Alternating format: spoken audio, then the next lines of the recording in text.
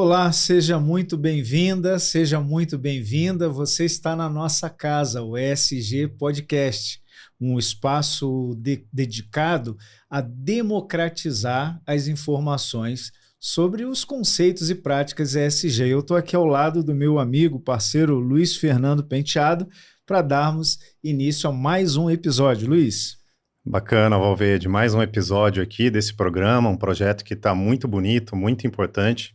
Inclusive um projeto que seria interessante que chegasse, alcançasse mais pessoas, e para isso a gente também pede a ajuda de todos que, além de participar assistindo, também se inscrevam nos nossos canais, principalmente no Instagram e no YouTube.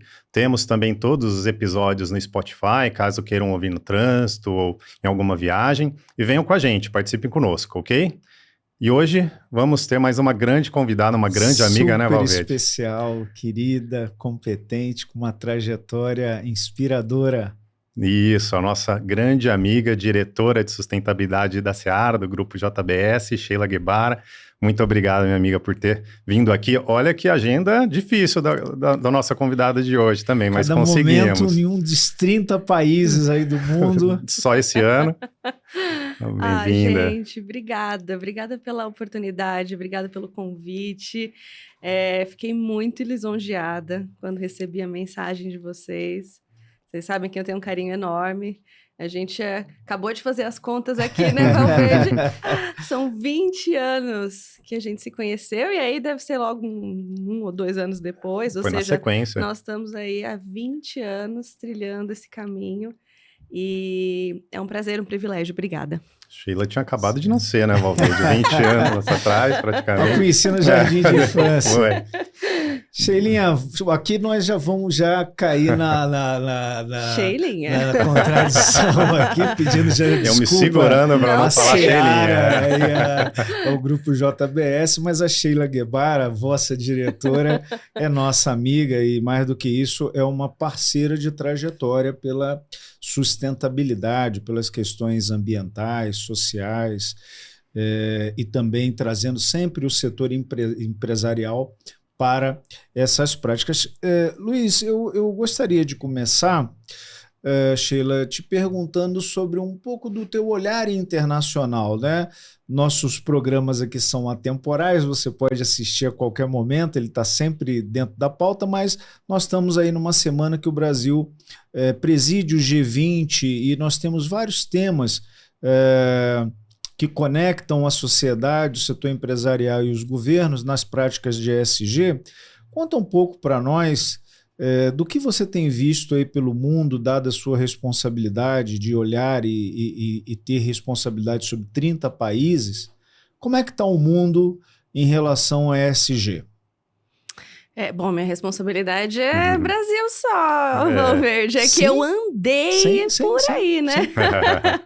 Eu acho que esse andar é um privilégio que eu tive ao longo desses anos. Eu completei esse ano 22 anos de carreira e confesso que eu não imaginava, mas a agenda de sustentabilidade, a agenda de meio ambiente, de desenvolvimento sustentável, ela é realmente uma agenda que precisa ser pensada globalmente, que é uma agenda de interesse, importância internacional e que acabou me levando aí ao longo dos anos a conhecer diversos lugares. O Brasil é um país com uma vocação natural, né, de produção de alimentos, e isso é um presente, é uma dádiva, foi conquistado com muito trabalho, com muita ciência, com muito desenvolvimento tecnológico ao longo dos últimos anos, né, o saber usar e saber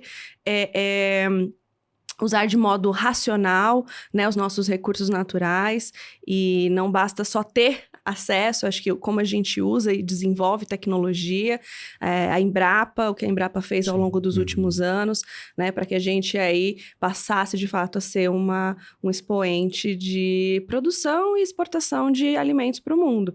E esse momento, quando a gente olha, né, o aumento da população nos próximos anos, a nossa vocação, né, e a necessidade urgente de melhorar os sistemas alimentares, né? Acho que essa é uma questão que a gente vem falando, de trazer os nossos sistemas alimentares trabalhando da melhor forma possível, né, com a melhor tecnologia, com a maior produtividade, com transferência de tecnologia, com assistência técnica, para, de fato, a gente conseguir explorar de modo sustentável todo esse nosso potencial. E quais exatamente seriam os assuntos que te levaram para esses vários países esse ano? Seria realmente a questão alimentar, da proteína, e já pegando esse gancho, que também é algo que o Valverde gosta muito e já tem uma experiência interessante, queria ver a sua, da questão da segurança alimentar, né, Valverde? No assunto que você tem atuado. Olha, a produção de proteína, e a gente vem falando de multiproteína, né? Diversidade de proteína. Proteína animal, proteína vegetal, até o que tem acontecido hoje de desenvolvimento tecnológico para estudos de proteína cultivada e blended meat, né? Misturas também de plant-based com proteínas cultivadas, ou seja, tem muita coisa acontecendo nesse olhar da importância da proteína como um todo em ter um papel importante na alimentação nessa população crescente. Então, o que a gente tem visto, e eu fui convidada, né, em alguns momentos esse ano para falar no Conselho Mundial da Avicultura, fui também fazer uma palestra recente para um grupo de empresas, de produtores do Sudeste Asiático, tive na Indonésia, e eu falei, olha, imagina que sustentabilidade leva a gente para todos os cantos mesmo, né? E tive recente também em Dubai, falando com uma grande empresa de food service interessada em saber como é que a gente está produzindo proteína, né? Como que a gente está incorporando os conceitos de sustentabilidade ESG na produção de proteína. O que eu tenho dito muito e é assim, a gente sim precisa, né, ganhar, ter recurso, né, ser rentável, ser um negócio sustentável, ele precisa dar dinheiro, mas a gente precisa fazer o certo para as pessoas, para os animais e para o planeta. Então, esse olhar integrado, né, que a gente vem falando muito de bem-estar único, né, pessoas saudáveis, animais saudáveis, planeta saudável, quando a gente pensa em alimentar uma população crescente e o papel que essa multiproteína tem nesse cenário, isso só vai ser possível com sistemas alimentares que estejam ali resilientes, né, e na sua máxima produção, respeitando o ambiente onde está. A gente E uma coisa que eu vejo muito importante do que a gente vem conversando, essa convergência que a gente está aí se aproximando, né? É atemporal, mas quando a gente está se aproximando ano que vem, a COP30 do clima aqui no Brasil, trazendo esse foco, esse olhar, a agenda, uma convergência da agenda de clima e biodiversidade, porque é intrínseco, né?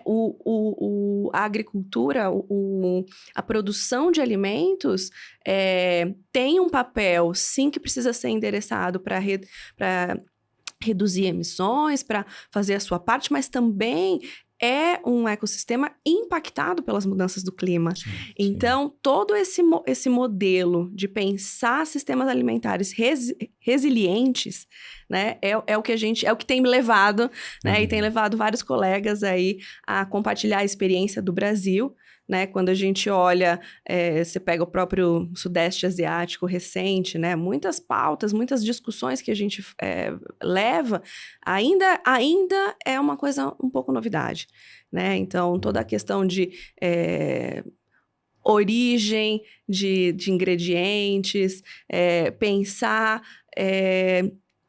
tratamento de água, tratamento de efluentes, né, ali captura de economia circular de uma forma mais ampla, todo esse movimento de regulamentação e padronização, né, para o setor privado de como endereçar os assuntos de sustentabilidade ESG.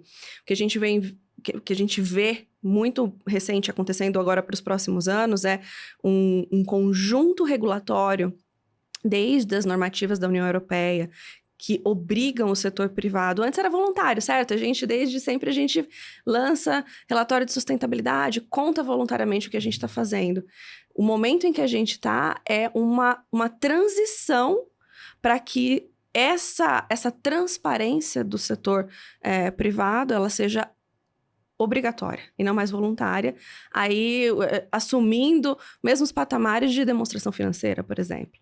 Então, um pool de legislação na União Europeia, as normas de contabilidade, incorporando questões sociais e ambientais, né? Então, é um momento de grande transformação, né? Um momento de realmente trazer a agenda de sustentabilidade para, eu falo assim, entremeada na agenda de negócio. Isso aí. Eu ouvi uma frase essa semana muito interessante, que a transição precede a transformação. Olha, eu vou anotar. Márcia Lourenço. E Márcia Lourenço é também diretora de sustentabilidade do Grupo Allianz. Mas, Sheila, falando ainda, você menciona, eu estou muito de acordo que o Brasil, você fala que o Brasil tem uma vocação para produtor, eu também endosso isso, dizendo que o Brasil, sem dúvida, é o grande protagonista da questão da segurança alimentar no mundo, né, como grande produtor de alimentos. Eu vejo o Brasil com essa responsabilidade, né, de garantir alimento em larga escala, com perenidade e constância, né, de manutenção de produção de alimento. Mas eu queria entender um pouco em relação à cadeia, porque você dirige a área de sustentabilidade de uma grande empresa, de um grande grupo. E como é que é a relação no que tange as práticas ESG para a cadeia como um todo? Queria que você contasse isso. Isso já vive momentos melhores, de mais consciência, de mais, inclusive, percepção de que o negócio tem que ser cada vez mais sustentável, assim como você menciona, a agricultura ela tem que ser harmônica ao meio ambiente, o negócio ele tem que ser mais sustentável para ser um negócio, né, que possa realmente ter os impactos aí em todas as áreas. Como é que está aí o papel dos stakeholders e da cadeia como um todo? É inexorável, uma palavra, né, que a gente vem ouvindo e é tão intrínseco pensar produção de alimentos, sustentabilidade ao longo de toda a cadeia, não dá para a gente fazer recortes. Né? Você pode talvez ter um recorte para um sistema de medição específico em algum ponto da cadeia de produção. Mas quando você olha a cadeia de produção, a produção de alimento, ele é imperativo olhar ponta a ponta. Tem que entender de onde está surgindo, de onde começa, né, da terra, né, da água que rega a terra, e, enfim, da origem até a destinação final de pós-consumo. Então, assim, não tem hoje pensar sustentabilidade se a gente não olhar todos os riscos e oportunidades ao longo desse sistema de produção.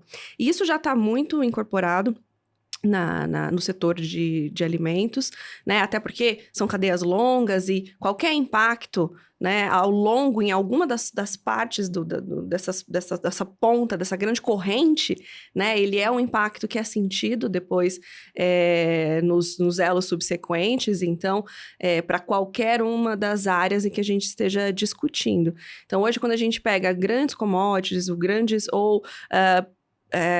produtos em que o Brasil é um expoente em exportação, esse olhar de ponta a ponta, ele já acontece, né? E eu não vejo como não ser.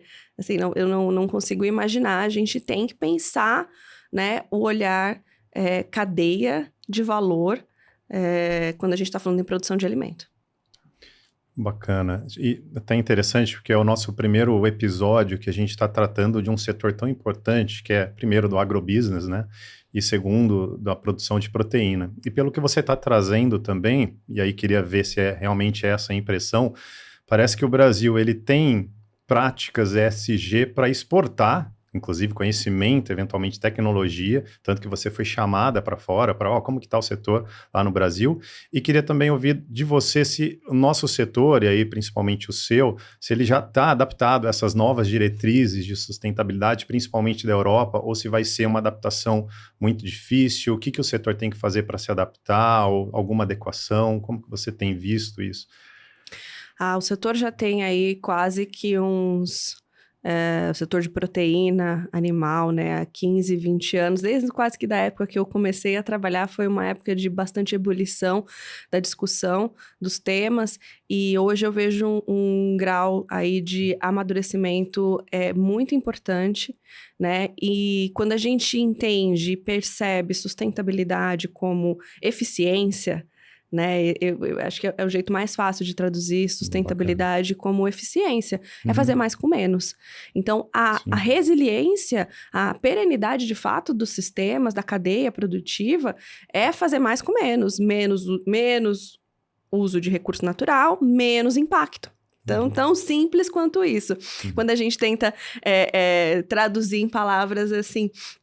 mais corriqueiras e engajar, né, o público para dizer, poxa, é o que a gente tem feito, a gente tem aumentou a área, a gente aumentou a produção de alimentos sem aumentar a área cultivada, a gente tem uma produtividade, um ganho de produtividade, né, de proteína ao longo dos anos, ou seja, a gente vem fazendo mais com menos ao longo de todos esses anos, isso é uma realidade, tá aqui, e a gente tem visto os mecanismos de controle, monitoramento, né, e medições de sustentabilidade ao longo da cadeia já bem implementados. Então, quando eu falo da gente começa a olhar, a gente vai, claro, vai sempre ter alguns aspectos adicionais que vêm de regulamentação, de reporte, de auditoria,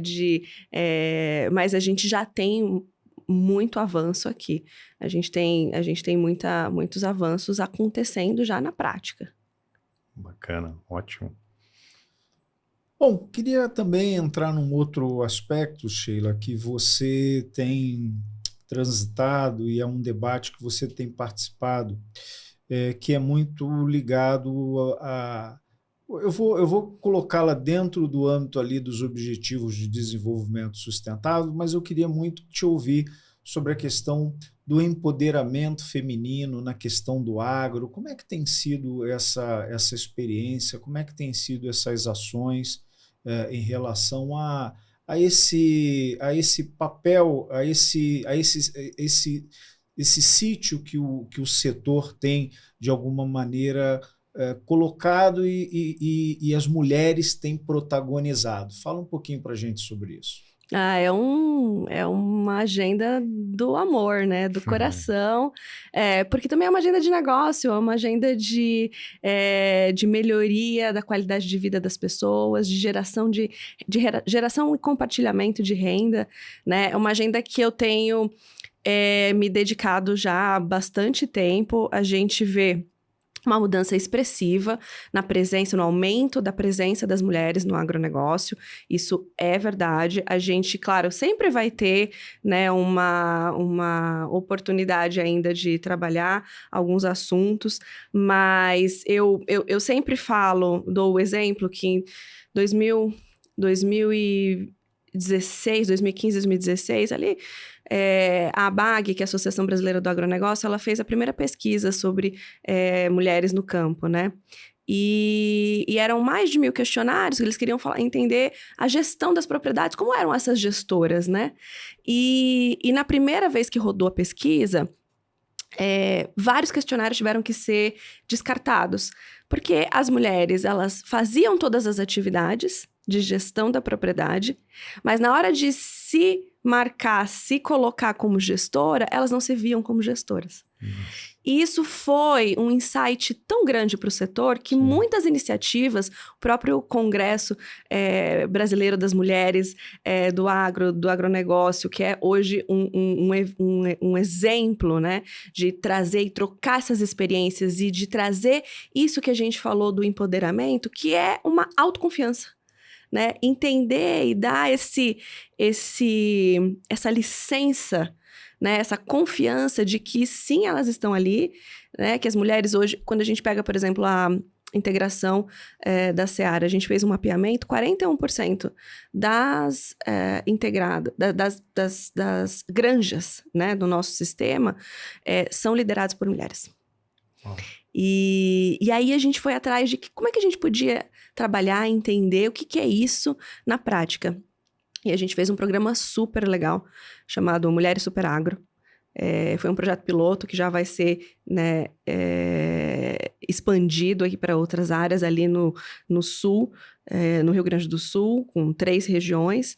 E o que foi muito interessante, nós escolhemos 30 integradas de diferentes ali, tipos de propriedade. E o que a gente fez foi uma educação, um processo de educação e capacitação específica para aquele grupo, que passava por melhoria da autoestima, práticas de gestão, claro, questões técnicas de sustentabilidade. E porque o assunto técnico chega, né? Ele tem um acesso para todo mundo.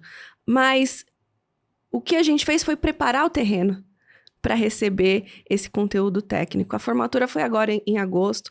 Eu fui lá e eu saí de lá absolutamente emocionada de ver o relato poderoso daquelas mulheres dizendo assim, olha, eu não acreditava que eu podia. Eu não achava que eu tinha condições de fazer, que eu não me via como líder. E esse processo me trouxe essa possibilidade de me ver, de me enxergar e de acreditar que eu posso, né? Tão simples quanto isso e tão complexo e tão poderoso. Então, desculpa, fiquei até emocionada. Eu fiquei mesmo. No dia eu fiquei muito emocionada. E a gente viu o potencial de trabalhar a presença. E a gente, claro, tá falando do público feminino, mas a diversidade, né, no sentido mais amplo que de fato tem a palavra diversidade. Eu falo que eu tive umas conversas mais rápidas com o executivo recentemente, quando eu fui falar sobre diversidade e inclusão. E porque, claro, às vezes a palavra é usada de tanto jeito que às vezes as pessoas ficam até sem entender do que a gente está falando. E eu falei assim, olha, para que a gente precisa ter diversidade? E budismo, e no meu entendimento, a resposta é muito simples. Porque a gente precisa de inovação. Você quer inovação? Quero. Como é que a gente tem inovação? Quando a gente tem gente diferente pensando sobre um problema, sobre uma situação, buscando solução. Se a gente tiver sempre, né, as mesmas pessoas, com as mesmas bagagens, com as mesmas experiências, que estudaram nos mesmos lugares, que fizeram... Então, assim, para mim, diversidade é um habilitador de inovação. E não só o agro, né? Todos os negócios, eles precisam inovar. É imperativo do nosso modelo, do nosso momento, da atualidade. Então, olhar para os públicos, né? Dar espaço, trazer uma capacitação que seja, né, específica para um público que precisa desenvolver ou destravar, às vezes, um aspecto. Esse é um caminho que eu acredito para a gente avançar. E aí, avançar a agenda de inovação e automaticamente sustentabilidade. Então, de novo, isso tudo está... É quase que sinônimo falar de sustentabilidade, falar de inovação e falar de diversidade. Nossa, bacana. E pegando esse gancho, Sheila, você que é um exemplo de uma mulher que muito cedo teve grandes conquistas no setor do agrobusiness, inclusive, e que tem muitas outras que estão nos assistindo, querendo saber, será que eu também consigo? Que é isso que você trouxe. Fala então um pouco mais da tua carreira, da tua trajetória profissional, que além de uma grande profissional, a gente conhece há 20 anos, também é uma grande pessoa, um grande ser humano. Então, fala um pouquinho mais sobre você aqui pra gente. Obrigada pelo feedback, né? Obrigada pelas palavras. A gente sempre... eu gosto de fazer a reflexão, né? Quando vocês falaram, vamos pensar um pouco sobre a carreira e tudo. E é importante a gente entender de onde a gente veio, né? De onde que a gente partiu. Eu sou muito agradecida pelas oportunidades e pelas pessoas que eu fui encontrando ao longo do caminho. Tenho 2 exemplares aqui, mas foram vários, né? Que me deram oportunidade de crescer. Eu estudei em escola pública. E na adolescência, na infância, nasci na Grande São Paulo, mas morei no interior, eu mudei muitas vezes. E aí, quando eu fui estudar, eu não sabia o que estudar. Eu tinha muita facilidade na escola, então, assim, era aquela sensação de que podia fazer qualquer coisa. Quando eu olhava aqueles livros de carreira e falava assim... nada daqui, porque eu queria uma coisa que misturasse um pouco mais esses conteúdos. E não tinha. Não achava. E aí eu fui trabalhar. Vim morar com a minha avó em 2002 e fui trabalhar numa metalúrgica. Consegui um cargo como auxiliar de analista da qualidade. E eu falo que foi a melhor forma que eu pude começar, né? Já logo depois passei a analista da qualidade, conhecendo um sistema, um processo produtivo, uma cadeia complexa, nesse caso uma cadeia de montagem, né? Então era uma linha de produção que tem com sistemas altamente avançados, né? Do setor automobilístico. Então passei 3 anos ali incríveis, aprendendo muito, e lá eu conheci a área ambiental. Quando eu fiz um treinamento de ISO 14000, eu falei, gente, é isso. Aquela área que eu não tinha entendido e não tinha achado, achei. Porque junta humanas, biológicas e exatas. É uma ciência da cooperação e da multiplicidade dos temas. E aí fui estudar, fui fazer Senai, que também foi uma coisa muito maravilhosa que aconteceu na minha vida, uma oportunidade enorme. O Senai... essa casa incrível, né, com os professores maravilhosos. Tive um excelente coordenador na época do Senai que me permitiu, né, conhecer muita coisa e que me apresentou ao Valverde. E foi uma experiência muito boa de conectar com pessoas diferentes, né? Acho que ali começou a abrir. De lá eu fui para consultoria, empreendi um pouco, muito trabalhando com sistema de gestão, ISO 14000, ISO 9000, especificação técnica para a indústria automotiva e tal. E aí, quando eu estava terminando o Senai, eu queria fazer um TCC diferente. Eu queria fazer alguma coisa de um TCC que não estava todo mundo fazendo. Eu sempre quis fazer alguma coisa diferente. Eu sempre quis mexer com alguma coisa que eu não soubesse e que me desafiasse muito. E... era 2006, e as conversas de crédito de carbono estavam fervendo, né? Todo mundo achava que ia ficar milionário com crédito de carbono, que era uma doidura da época. E aí eu falei, eu preciso achar um orientador, um co-orientador. E aí eu tive, assim, uma dádiva, um presente de encontrar o Marco Antônio Fujihara, que é uma sumidade no assunto, que, né... um grande nome. Um grande nome que não dispensa apresentações. E encontrei ele um dia na Fiesp, dando palestra. Eu falei, nossa, ele explicou tão bem, eu vou atrás dele. E aí, até hoje, ele conta a história. E se chamarem ele um dia para conversar, ele vai falar. Isso é bacana. E estiver falando, a Sheila puxou meu paletó quando acabou a palestra e foi. E ele foi meu co-orientador. E era para falar de crédito de carbono em caldeiras, porque tinha caldeira no Senai, então, assim, olha que uma coisa vai puxando a outra, né? E ele... Passei 6 meses aprendendo bastante, eu já fazia consultoria, e aí quando encerrou, ele falou assim, já pode dar palestra, tal. Aí eu falei, posso até vir trabalhar com você, né? Assim, bem, acho que uma outra questão também, sempre eu tive muita coragem, né? Eu falei, eu não vou perder nada de falar, vai que eu não, já tenho. E aí ele falou assim, quer vir ser minha estagiária? Eu falei, claro. Eu falei, eu só não vou conseguir pagar as contas, né, com o salário de estagiária, então eu vou ser consultora e estagiário. E aí, então assim, também sempre indo atrás daquilo da oportunidade que aparecesse da melhor forma. A consultoria, passei 4 anos na consultoria, foi incrível, porque permite a gente ter um olhar amplo, né? E aí, sim, fui trabalhar projetos de crédito de carbono, de análise de tecnologia, de redução de emissão, tudo que podia gerar metano. A gente fala que era o DMA, que é meio livre, né? Que, assim, era o Departamento de Merda Animal. Então, gerava, né, efluente e tinha potencial de gerar metano e capturar, a gente ia atrás de olhar, analisar, ver se dava, né, se tinha viabilidade técnica. Eu aprendi muito nessa época, aprendi com risco carbono, banco, outros setores. Acho que a agenda de sustentabilidade tomando cada vez mais forma, porque não é uma agenda nova, né? Eu tô falando, de 2006, 2007, mas é uma agenda que já tem aí muitos anos, e ela tomando forma dentro do ambiente de negócio, né? Dentro das empresas.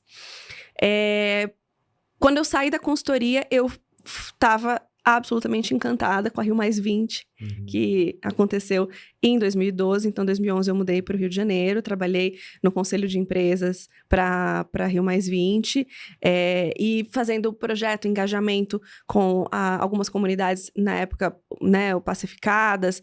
Então, era um piloto de cidade sustentável que juntava governo, indústria, né, todos os entes, municipal, estadual, federal, e para co-criar e construir soluções em conjunto. E aí eu me vi saindo um pouco ou ampliando, né, desse olhar mais técnico, de conta de inventário e de emissões, ou de um olhar mais técnico, um trabalho mais técnico, para um trabalho mais relacional, né? De planilha para mais humano. Planilha para mais conexão. Como que a gente junta gente que é diferente, mas para trazer soluções para problemas que são complexos? E é isso, a gente precisa ter o tal do multi-stakeholder, que não é fácil, mas é possível. E aí depois trabalhei 1 ano e trabalhei 4 meses dentro do Comitê Nacional de Organização da Rio+20. Foi uma super experiência, um mega evento no Brasil, mais de 50 mil pessoas. Foi um aprendizado enorme. E aí voltei para São Paulo. E recebi um baita de um presente, que foi o Grupo de Trabalho da Pecuária Sustentável, que era a primeira mesa redonda de pecuária sustentável do mundo, que justamente tinha esse propósito de conectar os elos da cadeia produtiva da pecuária. Isso foi em 2012, final de 2012. Acabou o Rio+20, eu saí do Rio em julho. Quando foi em setembro, eu comecei no GTPS. Foi 2 anos e 7 meses, parece que foram 10 anos, assim. A gente fez muita coisa lá. E era um momento de organizar a associação, né? Eu falo que eu comprava papel higiênico e negociava com um fundo do governo da Holanda, que a gente, na época, tinha conseguido um grant de quase 1 milhão de euros para aplicar, fazer sustentabilidade na prática. E é isso, assim, esse corre... Opa, não pode bater, mas tá vendo? A emoção vai, né? Esse corre de fazer tudo, de poder entregar, de poder discutir. E aí me vi nesse ambiente relacional e de conexão, né? De juntar. Então, era discutir desmatamento, era discutir boas práticas, e tentando entender que esse modelo de round table, de mesa redonda, vem mesmo dos cavaleiros, né? Da tábua. Que todo mundo que está na mesa tem, da sua perspectiva, tem a sua razão, né? Então, o exercício de olhar o outro, né? Pelo ponto de vista dele, o que tá sofrendo, o que tá pegando, né? Por que aquele elo da cadeia tá com aquela dificuldade de avançar uma determinada questão. Sustentabilidade é isso. E aí, assim, aquilo se materializou tão grande, o que eu falei agora há pouco, né? Não existe uma discussão de sustentabilidade que não envolva todos os elos da cadeia, né? Você não tem como excluir uma parte e falar, não, vou fazer mais rápido aqui, vou avançar aqui desse jeito e deixar, não existe deixar para trás, né? Sustentabilidade é uma agenda colaborativa. Ela, por definição, não é uma agenda de competição. Ela é uma agenda de colaboração, né? E isso é uma coisa que ficou cada vez mais forte ali. Foi incrível. E aí eu fui para uma empresa, fui para a Elanco, Saúde Animal, trabalhar com relações governamentais, que foi um super desafio, porque eu falava, gente, como?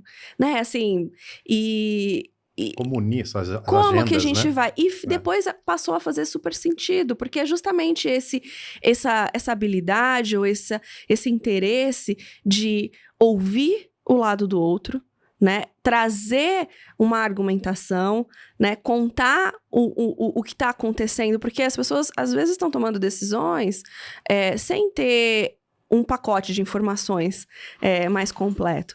Então, essa parte de fazer advocacy, de contar a importância do uso de tecnologia, né, com base em fatos, em dados, né, ter um espaço claro, amplo, ético, né, justo, correto, de sentar e falar, olha, é importante o uso desmistificar isso, exato, trazer num olhar mais jovem, né? Na época eu falava, gente, sua cara. Eu sou pobre.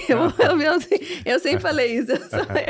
Eu, graças a Deus, tenho um bom emprego, né? Estava já num bom emprego. Eu só tenho meu nome. A única coisa que eu tenho nessa vida é o meu nome. Então, eu vou preservá-lo para sempre. E aí, foi com isso que eu fui para desbravar esse novo caminho. Fiquei ali com relações governamentais, assuntos corporativos, e aí, de novo, ajudei a criar uma aliança para o uso responsável de uso de antimicrobianos na indústria. Então, assim, sempre com esse olhar de o que a gente pode fazer junto, o que a gente pode desenvolver, problemas que são estruturais com mais gente, porque ele não é um problema só de um. A dificuldade de um não é de um ente, de um ator. Então, esse juntar gente, né, unir para fazer coisas que tenham significado, né, que sejam boas para o planeta, para as pessoas, para os animais, é um pouco dessa minha carreira. Da Elanco eu fui para Mars, tô acabando. Eu juro que eu tenho como provar. As pessoas falam assim, mas Sheila, quanta coisa, tão nova com essa carinha. E eu falo, não, mas eu aproveitei todas as portas, todas as oportunidades que Deus me deu, com muito esforço, com muita dedicação. E aí veio a Mars, a parte de pet food, que também foi uma outra oportunidade incrível de conhecer também, além, né, da produção, porque é uma produção de alimento. Você está ali fazendo um alimento para o animal, mas também conhecer um pouco da presença do animal na sociedade, na cidade, né? E aí, um grande programa que a gente teve lá de Cidades Melhores para os Pets, que é um programa muito legal que está acontecendo. Né, eu falo que eu vejo minhas sementes brotando depois que eu saio dos lugares, é isso. Essa sustentabilidade, de perenidade, de olhar de legado, de colher frutos depois. Então, hoje eu colho vários frutos ali do que veio.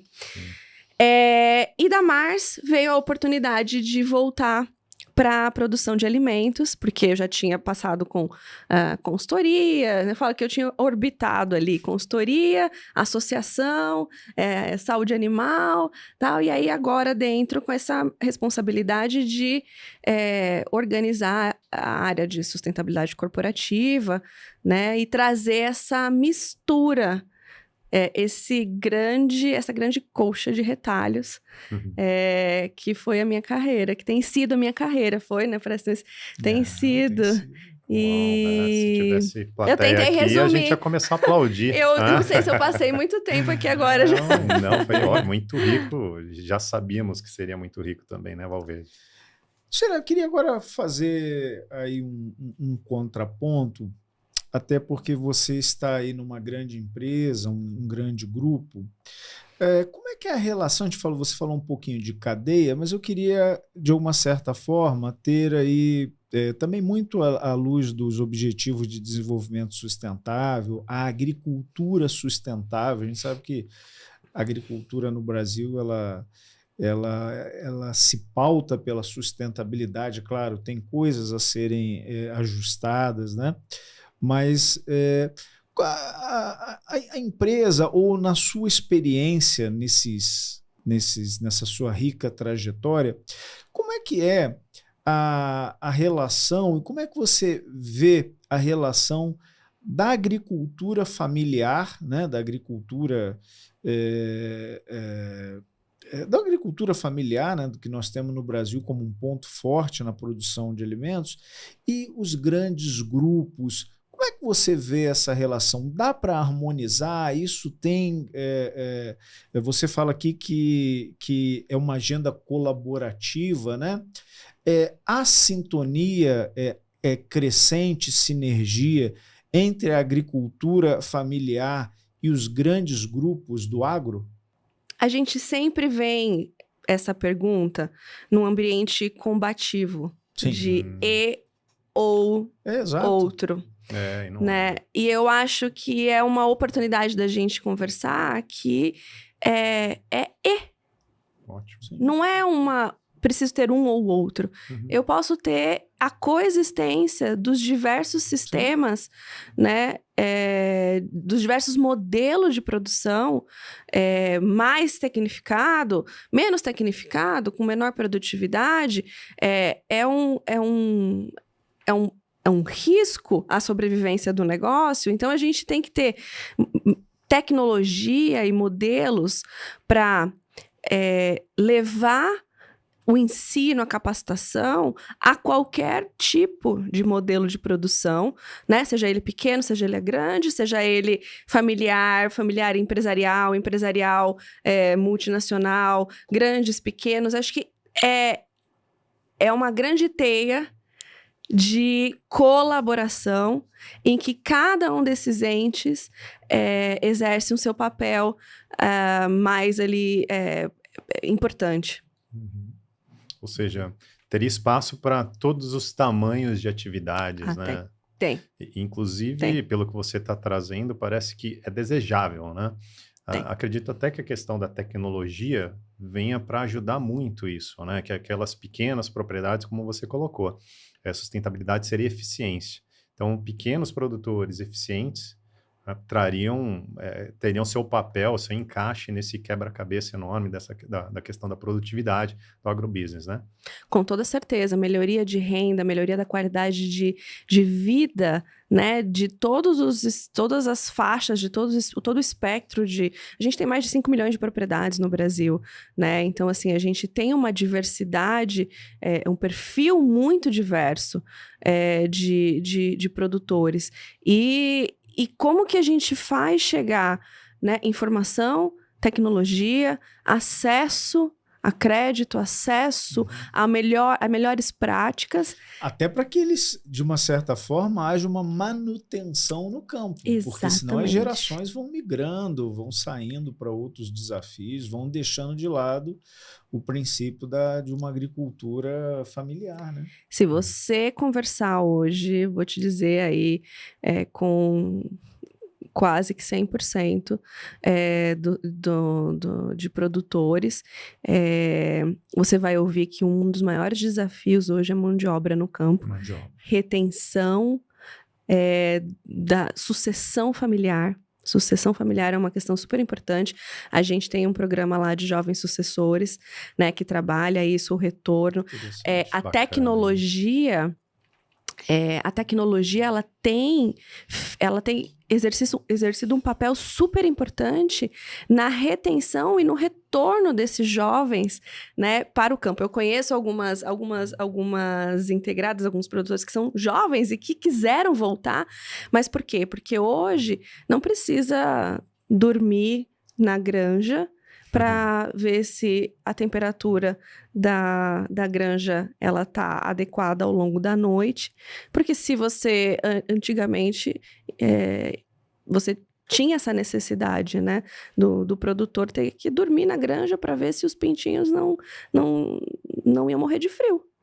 E hoje, com todo um sistema de inteligência artificial chegando, de controles, né, remotos, que você pode também trazer melhoria da qualidade de vida para as pessoas. E Sheila, queria aproveitar então, você tem 12 anos de experiência na pecuária sustentável. E queria explorar um pouquinho mais, porque eu acho que tem muitas pessoas que também estão um pouco curiosas de saber como que foi o dia a dia e questão principalmente, o que você viu de principais avanços nesses 12 anos e quais seriam ainda alguns grandes desafios que a gente precisa vencer, assim, independente da Sheila, da empresa que a Sheila está hoje, mas assim, dessa visão da Sheila que participa da pecuária sustentável há 12 anos, né? Olha, eu vi muito avanço. Né? De fato, a gente tem aumentado a produção, a produtividade, né? E isso tem sido feito avançando em menos áreas, cada vez menos área, menos demanda de hectares, e por boas práticas, por manejo, né? Hoje a gente tem sistemas de controle e de monitoramento geoespacial que consegue entender e ver de quais áreas as produções elas estão vindo, para mapear risco socioambiental dessa produção. Isso é tudo hoje são ferramentas já utilizadas pelas grandes empresas, pelos bancos, inclusive, pelos investidores, enfim, ao longo da cadeia, né? Acho que isso hoje é uma prática consolidada de que a gente tem que ser... tem que conhecer, a gente é responsável, sim, né, de onde a gente está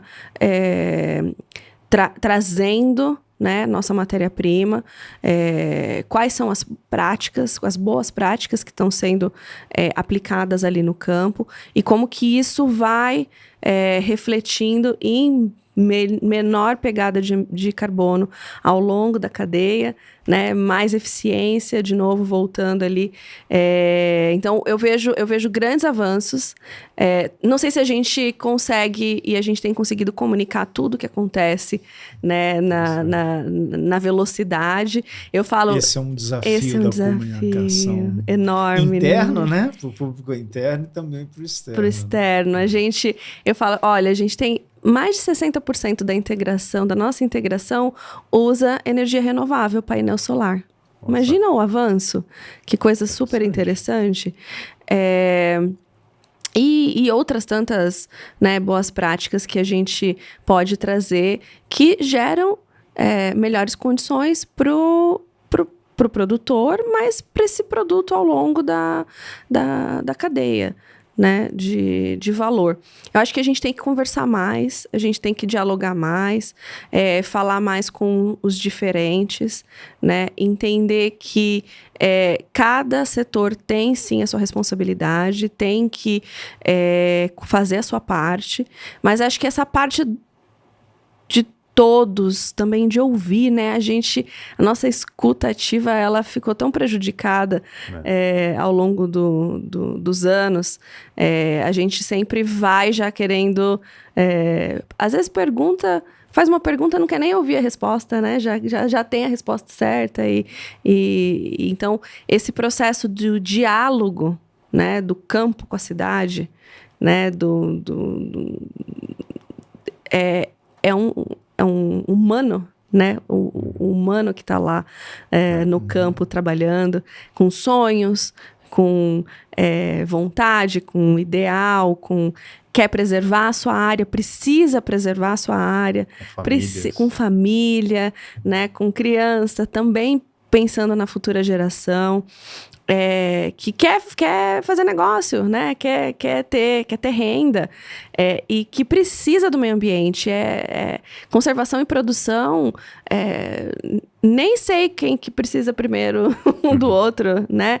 É intrínseco, né? Essa relação. E poder contar tudo isso que está acontecendo.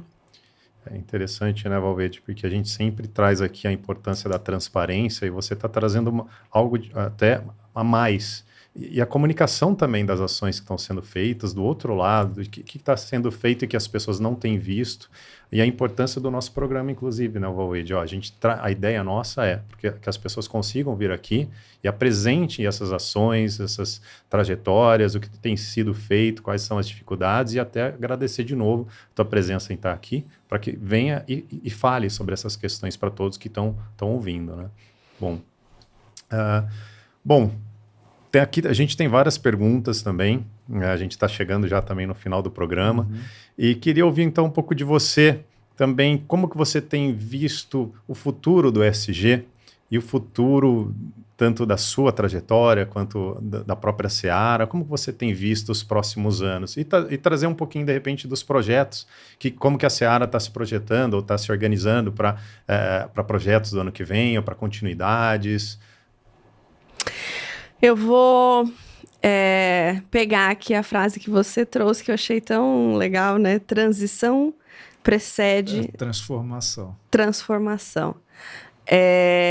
E toda a transformação que a gente quer ver, né, ela passa necessariamente por um período de transição. E a gente está nesse momento. Ninguém acorda sustentável. Eu falo isso com bastante frequência, né? Hoje, agora eu sou sustentável, agora estou hoje, né? Assim, por isso que a gente chama de transição energética, por isso que a gente chama de... Eu aprendi isso muito no Senai, eu trago isso, né? Como que a gente não para tudo, fecha tudo e constrói tudo de novo. A gente vai mudando, né, essa engenharia, você vai fazendo essa adaptação ao longo desse processo. E é isso que a gente tem visto de transição, né? E é uma transição real, né? Do jeito como a gente encara a qualidade de vida das pessoas, a qualidade de vida dos animais, né? A forma como a gente se relaciona com todos os stakeholders. Então, o que eu tenho visto, né, pro futuro dessa agenda é que a gente não vai conseguir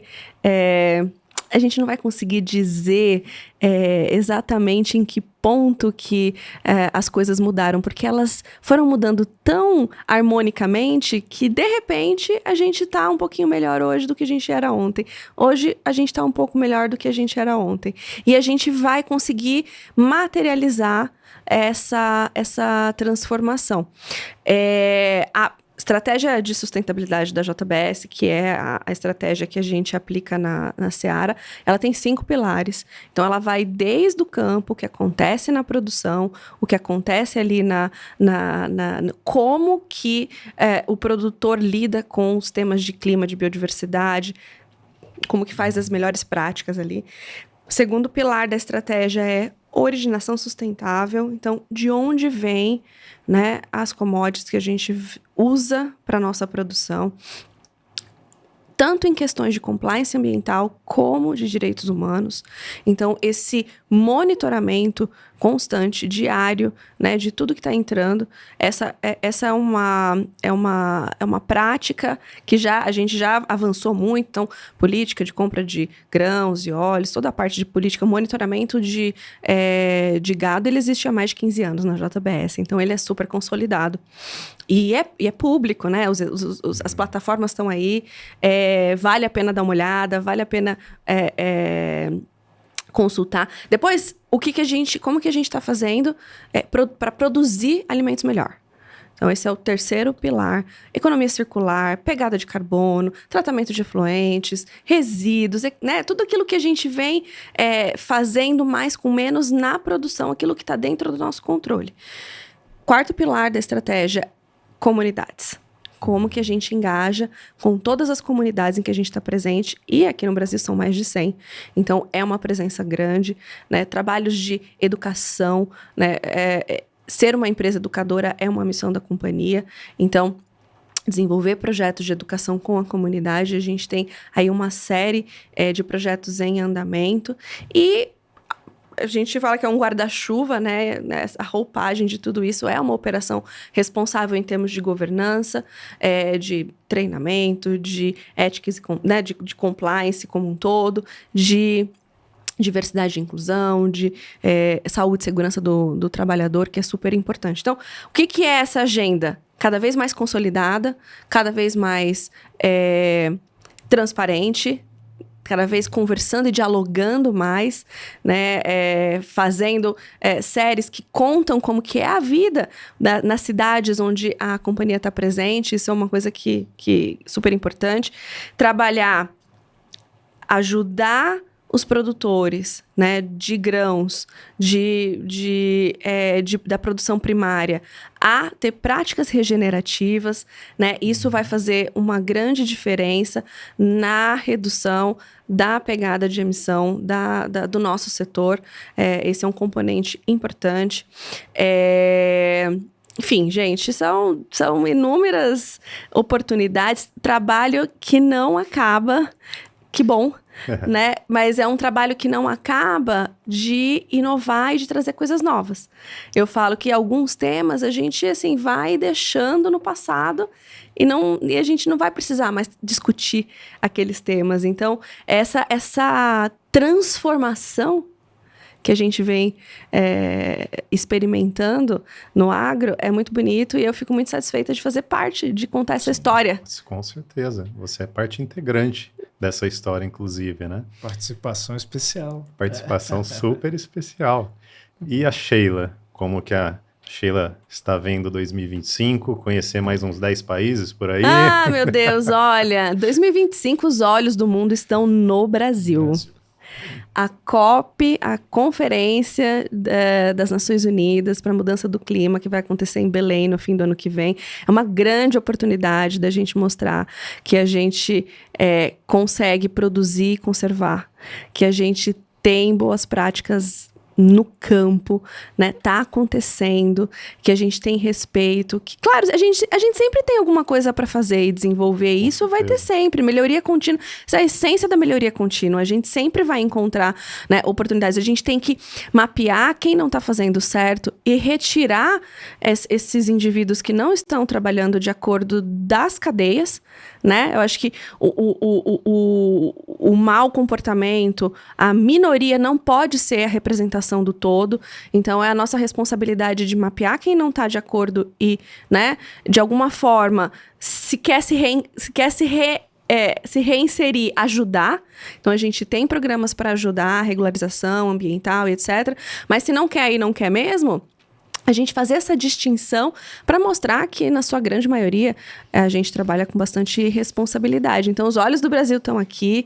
Eu quero continuar podendo dar a minha contribuição para melhoria da qualidade de vida das pessoas, dos animais, do planeta. Eu vejo isso muito forte, é a minha missão, né? Outros grupos, outras alianças, outras construções conjuntas, e que isso se materialize em melhores negócios, né? Oportunidade para que as pessoas prosperem. A gente quer sobreviver a todas essas questões, todos esses desafios climáticos, tudo que vem acontecendo, e sobreviver e prosperar. É isso que eu quero para mim, para nós. Muito bom. Bom, chegamos ao final, né, desse infelizmente. episódio. Nossa, passou muito rápido. A gente vai precisar fazer outro. Eu tô aqui programa, pensando já, né? nossa, Muitas mas tanta coisa que a gente podia ainda conversar. Eu acho que eu tô pensando a mesma coisa, né? Então tem muita coisa mesmo. Você teve o privilégio de assistir a Sheila Guebara, diretora de sustentabilidade da Seara, e por aqui nós pudemos trazer, sobretudo, o que o agro tem praticado no que diz respeito a ESG. Passamos por vários pontos e eu quero muito te convidar a se inscrever no nosso canal, curtir, comentar e compartilhar aquilo que o ESG Pod tem colocado à disposição para o seu conhecimento, para que você tenha cada vez mais informações sobre esse tema. Luiz. Isso. E aí, obrigado de novo, Sheila, foi ótima a conversa e convidar vocês, as empresas que tenham interesse em estar conosco nesse projeto, um projeto que tem se mostrado muito importante, muito rico em informação, venha participar com a gente também, através de patrocínio, através de apoio, que assim a gente consegue, inclusive, trazer mais pessoas, né, e estarem com o nome de vocês, da empresa, da consultoria, com grandes nomes da sustentabilidade no Brasil e no mundo. Né? Então, venham com a gente, se inscrevam nos canais e a gente se vê no próximo episódio.